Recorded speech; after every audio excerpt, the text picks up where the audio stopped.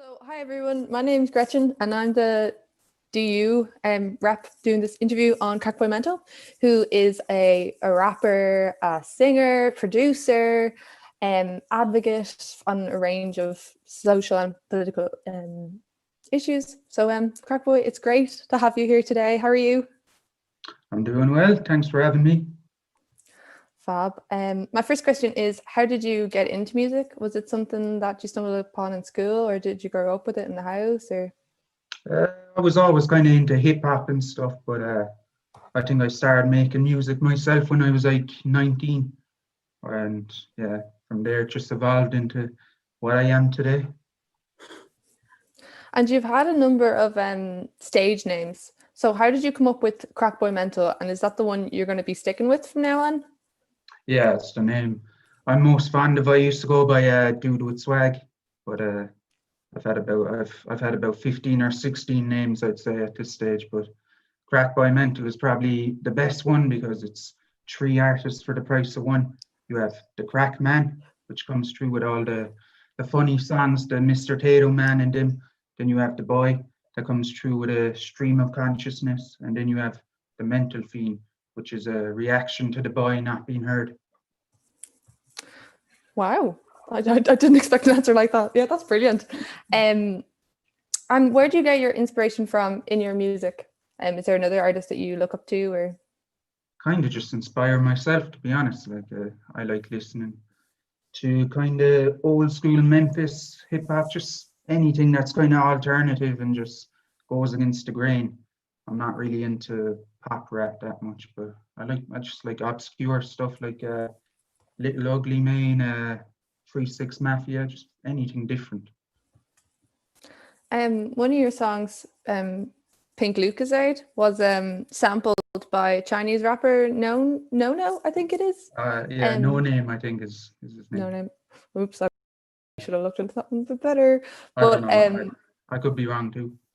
That's a huge step to have your work being sampled by another artist. Well, they rocked it. Like they like basically normally I make all my own beats, but one day I was just it wasn't in the mood to make a beat, so I went on YouTube and I went through different beats and I just found one that I was like, oh, I can make a good hit to that. So I made the hit, bought the lease, which was like 100 or something. But with them beats, there's always like a exclusive thing where if somebody just comes along and pays $1,000 for the exclusive rights, like I think then you don't own any rights to it anymore. So that's what happened there. Like I made a Pink Lucozade, but I only paid the €100 lease. And then he came along and basically they put a copyright thing on my video, so I had to take it down. And yeah, that's just what happened. Then he shot his video on a beach, which I also shot, and he dyed his hair pink, which I also did in my video. And yeah, so I feel like I got finessed by the Chinese R&B scene, but yeah, I'll plow on. Oh, sorry to bring that up if that was a touchy subject. I thought that would be a good. It's funny to me. It's funny. Just shows the impact. Yeah, that's true. Big influence all across the globe. Yeah. Can we expect more? Sorry, can we expect more Irish featuring in your songs in the future? So more tracks. Yeah, I suppose I've always kind of done some Irish songs. I've done like a few beat tapes as well that were all Asqueilga, because I went to a Gael school myself, and then I did a secondary in a Gael school as well. So I'd have decent enough Irish, but yeah, I kind of just use that in the music sometimes. Do you think Irish artists have responsibility to kind of promote the language? I don't really know. I feel like if that is like what you're about, you know, if you feel connected to the language, then yeah, you should. Like sometimes, you know, I'd just be doing it to do something different. Most of the time, I don't really feel like I'm under any obligation to spread the language. I think that's more something that the government and stuff need to do, not the artists. And what about other social issues then? Would you say that someone like yourself who had a platform should be promoting other issues that are relevant in society? Oh yeah, definitely. That's something I try to do, not really in the music, but more just with the platform I built over the last few years. Like, just bringing to light.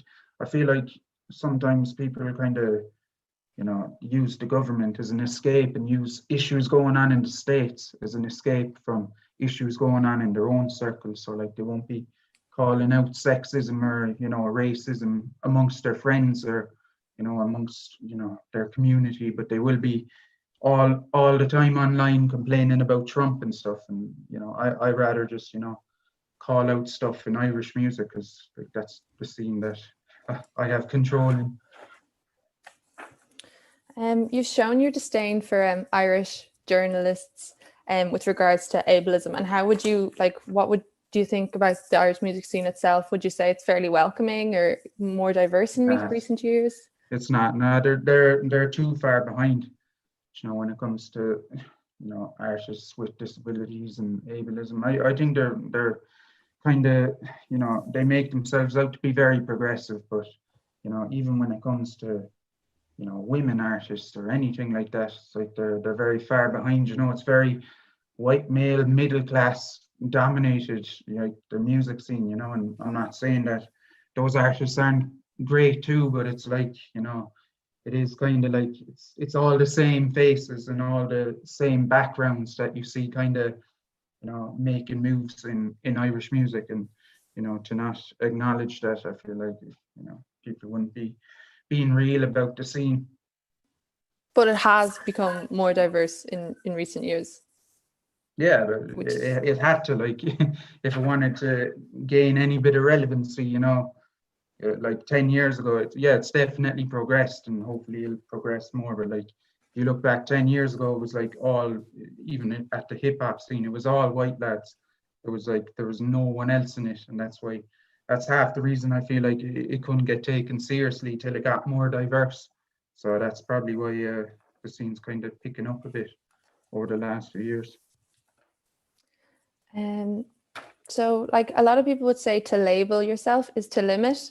And you've kind of challenged that in recent years, especially with your new album, Craic Magic. So would you like to tell us a bit about why you decided to be so open about your experience with autism?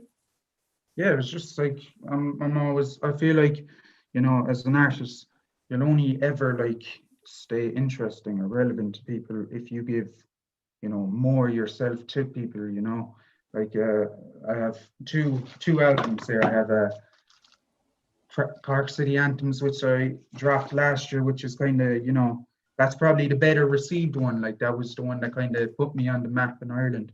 But that's kind of all like fun raps, like just joke raps or whatever. And then you have Craic Magic, which is like a more serious. You can get both of these for 14 as well. Cheap little plug there.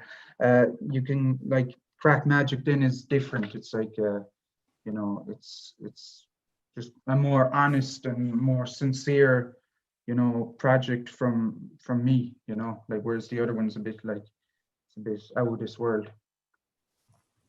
And would you like to talk about the two tracks, Danger to Myself and Everyone Else and Spectrum? I feel like they're the most relevant. Like with the project, I was trying to like give the upsides and the downsides of being on the spectrum. So there's fun tracks, and then you have the darker tracks like the ones you mentioned, which is just like a more honest outlook on being on the spectrum from my perception. And yeah, that's just what those songs are about. You're also trying to promote other like kind of minority groups, I suppose, in the music industry with the Squick group. Yeah. Would you like to share a bit of information about that with us? Yeah, that was like basically it's promoting women and promoting just people in rural areas, just anyone I feel like that doesn't get a equal opportunity. It's kind of, I don't know what it'll evolve into, but that's just what it started off as. And in a post, I suppose we have to mention COVID and stuff, but in a post-COVID Ireland, what can we expect from you in the future? Is there another tour, or is there another album in the works? Or? I don't know. I just play things by ear, you know, whichever project, you know, comes along, I'll just work at it. You know, I've never really had a plan. I've always just kind of done things by the project, and then, you know, if the project goes down well, I'll go and do a tour, and then, you know, we'll see what happens from there. And there's a few questions here just from the people sent in on Instagram. What would be your dream collaboration, dead or alive? Dream collaboration.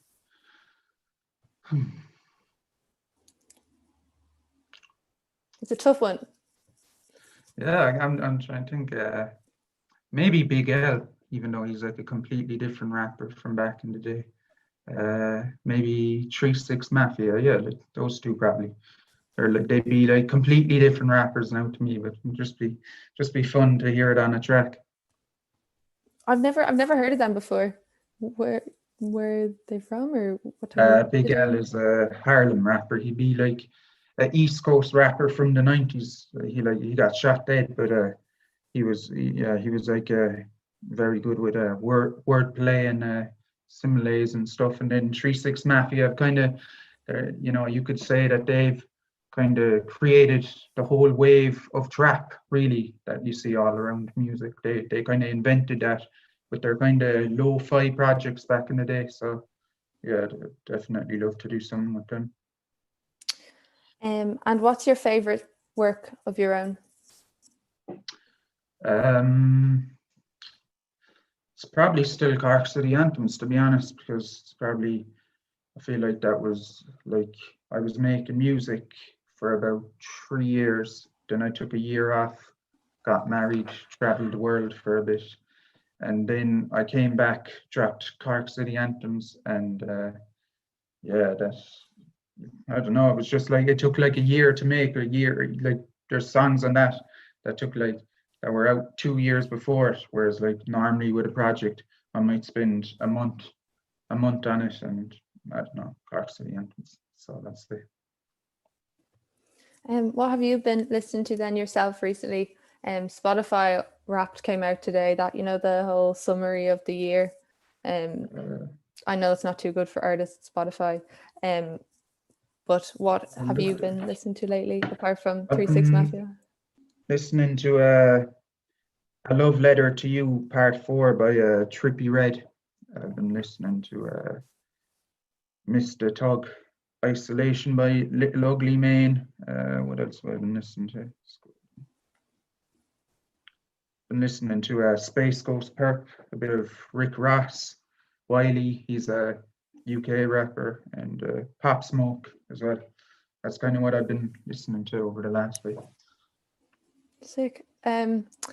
So one of these, I don't know if I was going to ask this question or not, but kind of in the rap scene, there's a trend at the minute.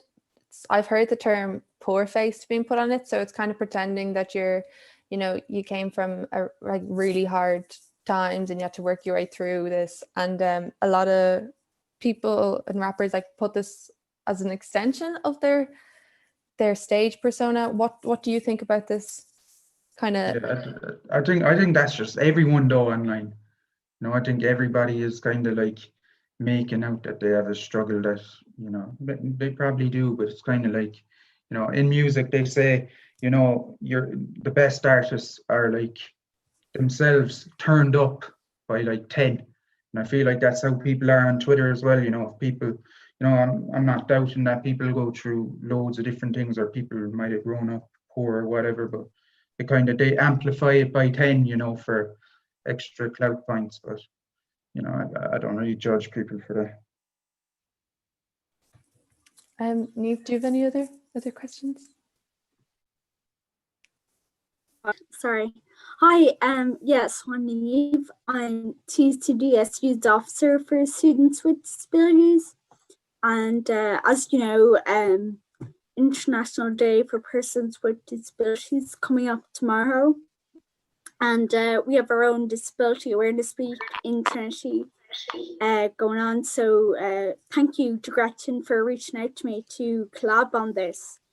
But I just wanted to ask, first of all, I know you've mentioned a bit to Gretchen already, but if you don't mind, you know, can you talk a bit about your experience with autism and ableism in the music industry?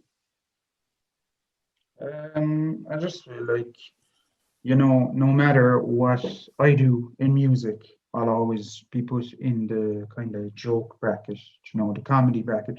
And to be fair, that's kind of my own fault as well, because my biggest hits are kind of comedy or whatever, but that's like only 10% of who I am as an artist. Like, even if you listen to Craic Magic, there's not much funny on that, but you know, I don't know. I feel like you know, there's definitely ableism. Like, I feel like very underrated. You know, I feel like if you look at all the Irish rappers, like whether it be Mango, Kojak, whoever, like they were all fans of me before I even checked for their music. You know, that's not saying that they're not all class, but like, you know, every time they do a hip hop documentary, or they, you know, they do their lists or whatever, they don't ever put Craic by Mental on any of those lists. But at the end of the day, it's like I had a huge impact on Irish hip hop, like over the last 5 years. Like, before me, honestly, like everybody took themselves really seriously in the scene. Not that that's a bad thing, but it was kind of like it was, you know, it was kind of like they were taking themselves serious, but they were like also really misogynistic, kind of racist as well. So it was kind of like they were right wing and taking themselves serious, you know. So when I came along and I was just like being me and just having fun, you know, it upset a lot of people. Like back in the day, if people saw that I was going to be on a gig that they were going to be on, they'd pull out, because they'd be like, oh, you know, I don't want to be anything associated with him, you know. Which, you know, that's fair enough. You don't have to be at anything associated with me, but you know, when it comes to like rapists, or when it comes to racists, you know, people kind of turn a blind eye, and they'll, they won't call them out. But you know, if you're different and you don't, you know, live up to the expectation of what people want from an Irish rapper, then you know you'll be quickly ostracized and blackballed. So yeah, that's kind of the ableism I feel. I also think like it'd be kind of stupid to be like, you know,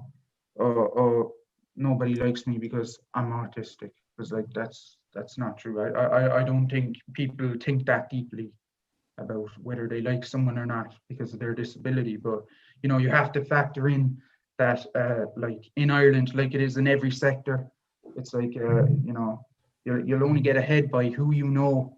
And you know, if you have a social disorder, it's like you're not going to fit in as well as others, but still should be getting, you know, the same. At the end of the day, the only thing anybody that's fair wants is like to be given opportunities on merit, you know, whether it's race, sex, you know, disability, whatever. Like that's all people want is. And I feel like as an autistic artist that I haven't been given, you know, the opportunities that my work ethic has deserved, and all the things that I've influenced, and all the things that I've proved in the last like 5-6 years in Irish hip hop. Well, I think it's very interesting when I see people with invisible disabilities being open about their struggles, because I myself have a physical disability. I'm in a wheelchair, so it's very evident that I am disabled. But so did you at all hesitate when opening up about your invisible disability, or do you regret doing so, like at this point? I don't really know. Like I didn't get. Like I was making music before I got diagnosed, like with autism. Like I had a dyspraxia. I got that like when I was 18. So like I didn't, you know, because my parents never really felt like there was any need to put me through college, because I was never good in school and I had learning difficulties. So from there, like I just connected with a group in Cork called Aspect, which is a group for young adults with autism, and that's how I started making music. So yeah, what was the question again? Sorry, I went off on a did you hesitate to open up about your autism? And if you, like, I know you mentioned how well, you kind of feel like that has not inhibited you, but I don't know, people look at it differently. So at this point, would you regret having opened up better, or do you see it as a good thing? I don't know if, I'd like to think in the future it'll be seen as a good thing. Yeah, but I think at the moment there was a kind of time where like a lot of people thought that I was always, just joking, when like I do, like there's a lot of banter involved with my music, I do use a lot of comedic elements in my music or whatever, but it's like, I feel like if it got to a stage where like the way he talks, he's just a genius, talking like that. They think it's a joke, everything I do is a joke, but so in some ways it's kind of like when they realize that I'm not this genius, taking off an autistic person or something, they, it's kind of like, they kind of look down on it, then it's like, oh, he's not that smart, he's just autistic. That's how I feel anyway about the last year since I've been more open about it. Yeah, very interesting. Then just finally, I was reading through your tweets just there and saw that you had called on the Irish Times and Hot Press to feature Irish artists tomorrow for International Day of Persons with Disabilities. I just wanted to ask, are there any other Irish disabled music artists that you would admire or push into this hypothetical article? Yeah, there's Famorian Vane. He's a class producer. There's a roti Hackett, I think that's how you pronounce her name. She is a great singer-songwriter. There is Niv, who I think DJs on Radio Mafia as well. And yeah, there's a few others. I think like there's probably more artists out there with disabilities and stuff. Maybe invisible disabilities that haven't really felt comfortable coming out and talking about yet. But hopefully, over the next few years there'll be more. Grand, very interesting. Yeah, Roisin ní Hackett is a good friend of mine, and I think her lyrics are very important. They're great lyrics, but they're important the way she shares her disability through them and through music, speaks about them. So yeah, I'd be very interested to look into some of those that you mentioned there. I think it's very good just to have representation in all aspects of life, especially within the arts. So thank you for speaking to me about that. Yeah, no problem. Is there anything else that we should be asking you now? Anything you'd like to plug or anything else you'd like to say? Yeah, just again, got these 2 CDs for Christmas. You can get 2 of them for 14 or 1 for 8. And then you have the t-shirt, which is for a tenner. And you have this, the snug, which is also for a tenner. These are limited, so if you go on the Squick store shop, you can find all them. There's a link in my Instagram anyway. And I believe you have a new Christmas track out too. Oh yeah, Christmas Time in Cork. Yeah, it's a banger. Go and check it out on YouTube. Check it out on Spotify, and also if you buy it on Bandcamp for only €2, the proceeds go towards the West Cork Animal Welfare. So go and buy that. Okay, I just have one more question, and this is sent in by a different committee member, Jackie. She can't be here today. But if you were to be from any other county, what county would you like to be from and why? I don't know if I'd want to be. Maybe just Limerick, because that's where my mum and dad are from. So I've always kind of, they'd be my second kind of favorite county. So just Limerick. I don't really have much time for the rest of them, but yeah, Cork and maybe Limerick. Yeah. Fair enough, yeah. Oh, actually, sorry, I have one more after that. Could we ever expect a Crackboy Mental TPM collaboration? I don't know, maybe sometime down the line. I've asked them anyway, and they worked with the same producer, Fermori and Vane, and they've been to my gigs and stuff. So yeah, maybe some stage. Sweet. Okay. Well, Niamh, thanks for being with me, as a loyal pal, and then thanks for letting us pick your brain a bit, Crackboy. It's been great. Thank you so much. Yeah. Yeah, thanks for having me on.